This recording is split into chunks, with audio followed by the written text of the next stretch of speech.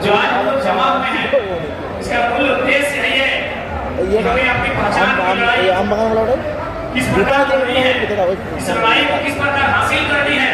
और ये लड़ाई इसलिए जरूरी है ताकि आने वाली पीढ़ी हमारी सुरक्षित और संरक्षित हो सके। आज जितने भी लोग यहाँ आए हैं, भली भांति आने वाले वर्षों में हमारे साथ क्या घटित होगा। आज यदि हम लोग अपनी लड़ाई को लेकर, अपने अधिकारों को लेकर, अपनी पहचान को लेकर जागरूक नहीं होते हैं, जो पहचान हमारी 1950 में छीनी गई, उस पहचान को लेकर अगर आज जागरूक नहीं होते हैं, तो आने वाले दिनों में इस राज्य में अगर कोई शरणार्थी बनेगा, याद रखिएगा सबसे पहले हमारी। इसलिए आने वाली पीढ़ी को यह तय करना है कि जिन लोगों ने छोटा नागपुर पठार की स्थापना की थी, जिन लोगों ने छोटा नागपुर पठार में धान के सृजन में योगदान दिया था, आज वे लोग अपने अस्तित्व को बचा के रख पाते हैं, अपने अस्तित्व को संभाल के रख पाते हैं, या फिर वे लोग शरणार्थी कहलाएंगे। ये हमारी रिस्पॉन्सिबिलिटी।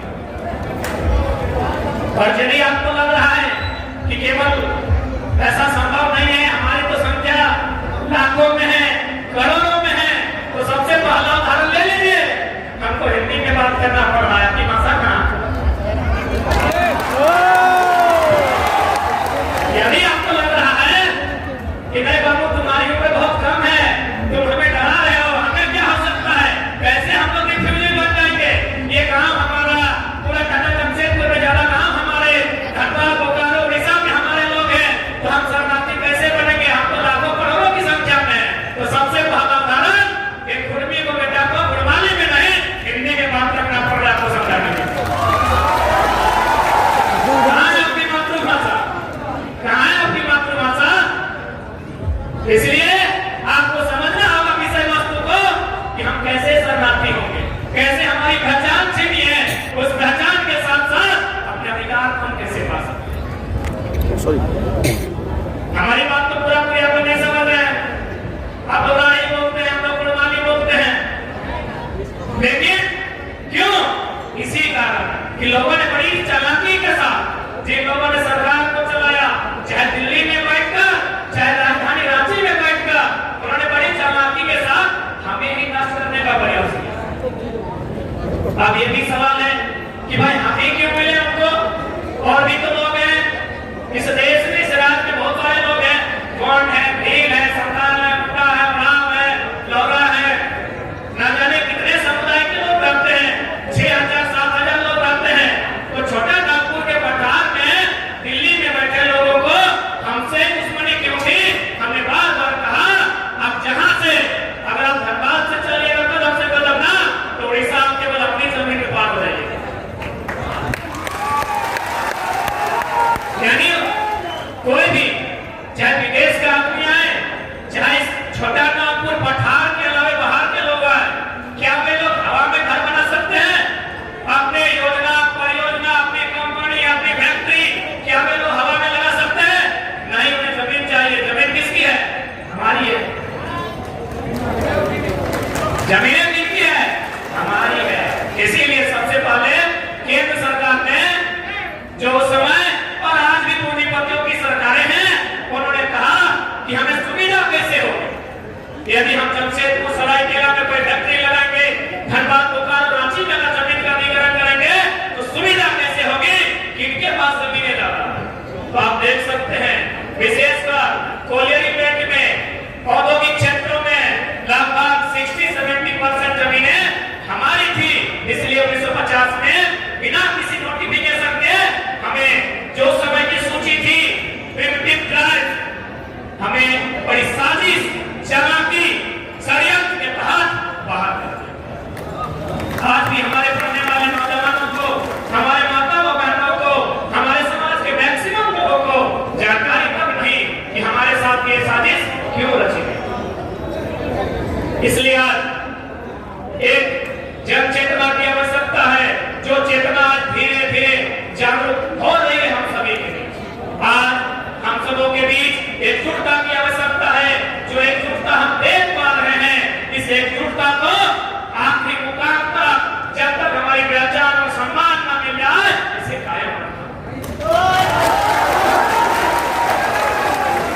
क्योंकि इस बात को मानना होगा, हम लोग बहुत ही सरल लोग थे, भोले भाले लोग, खेती के माध्यम से धान लगाकर अपना जीवन यापन करने वाले लोग, बहुत सरल लोग थे। हमने लोगों की चालाकी को कभी समझा नहीं। आज उसी चालाकी का परिणाम कि हम लोग हास्य में हैं। आप बारीकी से मैं कुछ बिंदुओं को समझा रहा हूं, उन बिंदुओं से आपको आभास होगा कि किस प्रकार हमें डैमेज करने का प्रयास किया गया है। सबसे पहले बात करते हैं इतिहास की। यहाँ सभी पढ़े लिखे नौजवान हैं, पढ़ी लिखी माताएं आई हैं, सबको जानकारी है।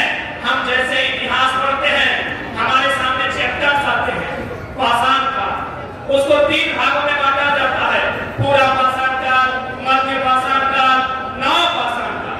जैसे ही पाषाण काल खत्म होता है, ताम्र पाषाण में आते हैं, कांस्य युग में आते हैं, मोहनजोदड़ो हड़प्पा में आते हैं, वैदिक काल, उत्तर वैदिक काल में आते हैं, महाजनपद काल होते हुए, गुप्त वंश होते हुए, हम लोग मुगल को पार करते हुए अंग्रेजों के काल तक आते हैं ना।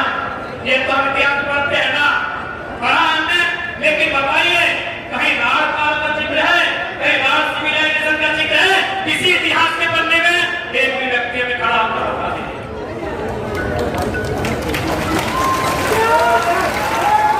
तो यदि राण सिविलाइजेशन का कहीं जिक्र नहीं है, तो क्या हमारे दादा और दादा जो हमको बताते थे हमें राम लोग लगे, क्या ये गलत है? इसका हमारे पुरखे बताते थे, जो अनपढ़ थे, जिनको स्कूल कॉलेज से मतलब नहीं, वे लोग हमको बताते थे कि हमारी राम लोग लगे। तो भाई राण सिविलाइजेशन होना चाहिए, राण सभ्यता होना चाहिए, राण काल होना चाहिए। जैसे पाषाण काल है, नव पाषाण काल है, मध्य पाषाण काल है, बुद्ध काल है, जैन काल है, मुगल काल है, महाजनपद काल है। राण काल होना चाहिए कि नहीं होना चाहिए? कहाँ है किसी इतिहास के पन्ने में राण सिविलाइजेशन का जिक्र है? यानी सबसे पहले चालाक लोगों ने क्या किया? हमारी सभ्यता को इतिहास में कहीं स्थान नहीं मिला। अब ये मत पूछिए कि इतिहास लिखने वाले सब बहुत बड़े महापंडित थे, उनसे भूल नहीं हो सकती है, उनसे भारी भूल हुई है, और उन्होंने बिल्कुल चाटुकारिता में और द्वेष में घृणापूर्वक इतिहास को लिखा है। मैं नाम न लेकर दो उदाहरण देना चाहूंगा, क्योंकि मैंने इतिहास की बात कही है, और मैं एक्सप्लेन इसलिए कर रहा हूं कि लोगों ने इतिहासकारों से भूल कैसे नहीं हो सकती है। वे पढ़े लिखे लोग हैं, बोलेंगे वे इतने बड़े इतिहासकार थे, उनसे कैसे भूल होगी?